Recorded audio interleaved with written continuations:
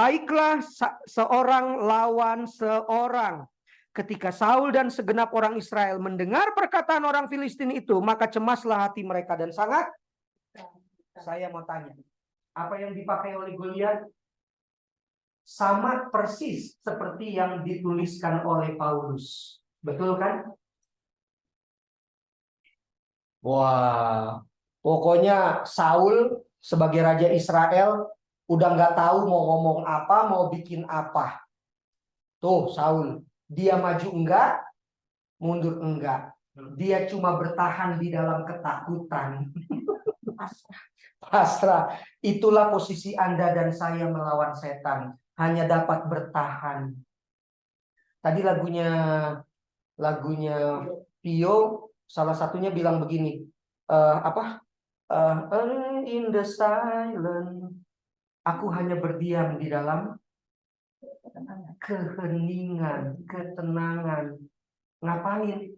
Tunggu Tuhan yang bekerja. Lanjut. Ini menarik banget Bapak Ibu. Cerita berikutnya beralih ke Daud. Betul ya?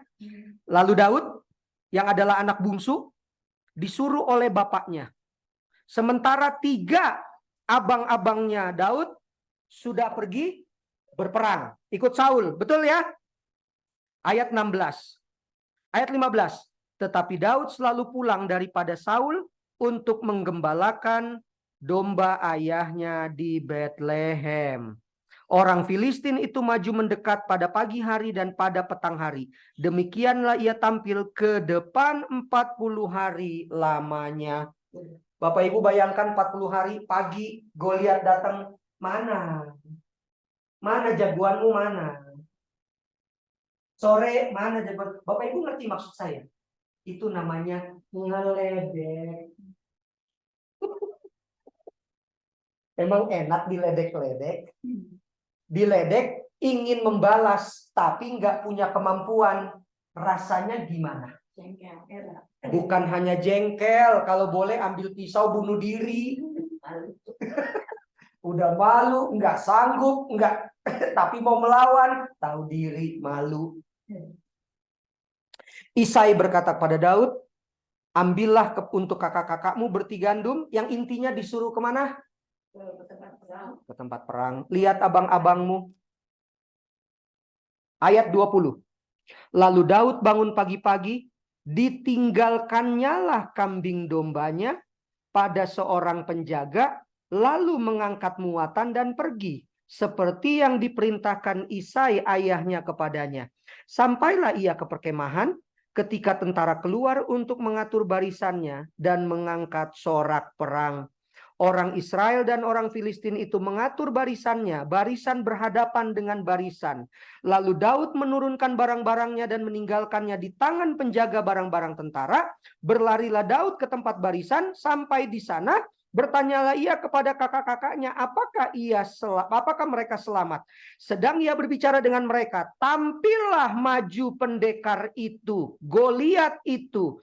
Ia mengucapkan kata-kata yang tadi juga dan Daud mendengarnya. Bapak Ibu perhatikan ayat berikutnya. Setiap kali Goliat mengucapkan kalimat yang sama, semua orang Israel, ayat 24, larilah mereka daripadanya dengan sangat. Itu seperti semut dan gajah.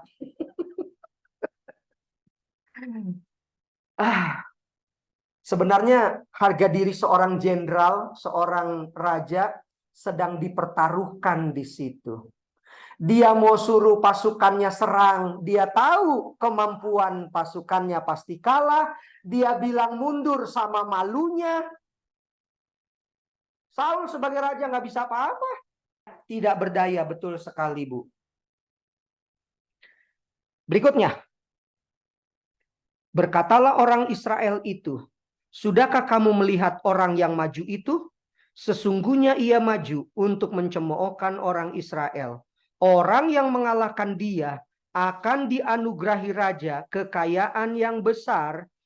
Kedua, raja akan memberikan anaknya yang perempuan kepadanya. Dan ketiga, kaum keluarganya akan dibebaskannya dari pajak di Israel. Wow. Siapa yang nggak mau jadi warga negara seperti itu? Jadi mantu raja, pajaknya dihapuskan. Waduh, keren banget ya. Dapat hadiah-hadiah yang luar biasa. Lalu berkatalah Daud kepada orang yang berdiri dekatnya, apakah yang akan dilakukan kepada orang yang mengalahkan orang Filistin itu? Daud kembali bertanya lagi untuk memastikan, emangnya benar akan dapat hadiah seperti itu? Kalau dapat, ya beruntung sekali orang yang bisa mengalahkan Goliat. Kan begitu kan? Luar biasa. Rakyat itu pun menjawabnya dengan perkataan tadi, begitulah akan dilakukan kepada orang yang mengalahkan dia. Bapak Ibu, kita lompat saja. Ayat 31. Terdengarlah kepada orang perkataan yang diucapkan oleh Daud. Lalu diberitahukanlah kepada Saul, dan Saul menyuruh memanggil Daud. Berkatalah Daud kepada Saul, janganlah seorang menjadi tawar hati karena Goliat. Hambamu ini akan pergi melawan orang Filistin itu. Bapak Ibu, ayat 33 menjelaskan ayat berapa tadi? Menjelaskan ayat 4. Ayat 4 bilang apa? Tampillah keluar seorang pendekar. Ayat 33 itu penjelasan untuk ayat 4. Tetapi Saul berkata kepada Daud, tidak mungkin engkau dapat menghadapi Goliat itu untuk melawan dia, sebab engkau masih muda, sedang dia sejak dari masa mudanya telah menjadi, dengan kata lain begini, Goliat sudah jadi prajurit, Daud, lu baru apa? Baru netes, baru lahir. Lu anak kemarin sore minggir. Saya saja yang raja, yang sudah tiap hari kerjaannya berperang. Tuani, apalagi elu.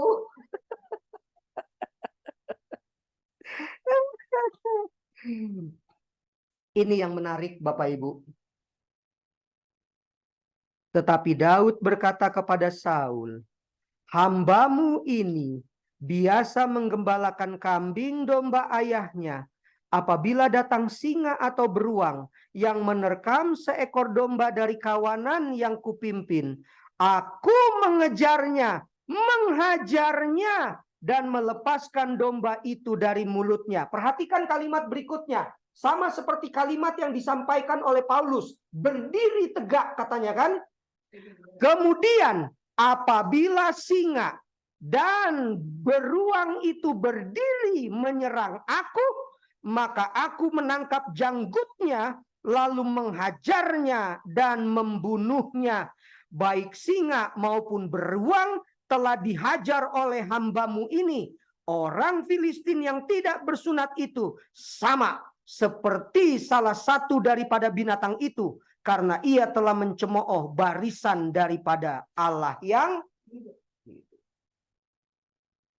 Saya mau tanya sama Bapak Ibu, membuka wawasan. Kalau orang berkelahi dengan orang-orang itu berani enggak? Sekarang saya mau tanya, sudah pernah lihat manusia lawan singa lapar? Sebenarnya Daud ingin mengatakan begini, Raja, jangan menyepelekan saya. Satu, jangan menyepelekan saya. Kedua, manusia lawan manusia itu biasa. Tapi sekarang suruh manusia lawan singa dan beruang. Mari kita lihat siapa yang menang. Itu maksudnya Daud. Enggak umum.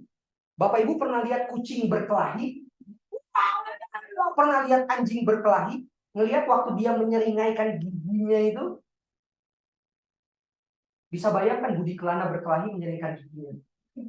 Diketawain Bapak Ibu. Iya. Tapi lihat singa waktu berkelahi. Anjing herder.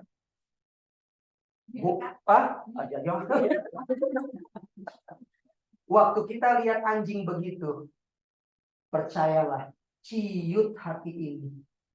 Tapi ketika seorang manusia menyeringai, mau berkelahi, sok dilawan 1 lawan 1. Ayo gua lawan, gua tantangin. Berkelahi mereka di situ, tinggal lihat siapa yang jatuh duluan. Tapi ketika manusia lawan binatang, nggak umum Bapak Ibu. Dan presentasi mengatakan, binatang selalu Saul nggak tangkap itu.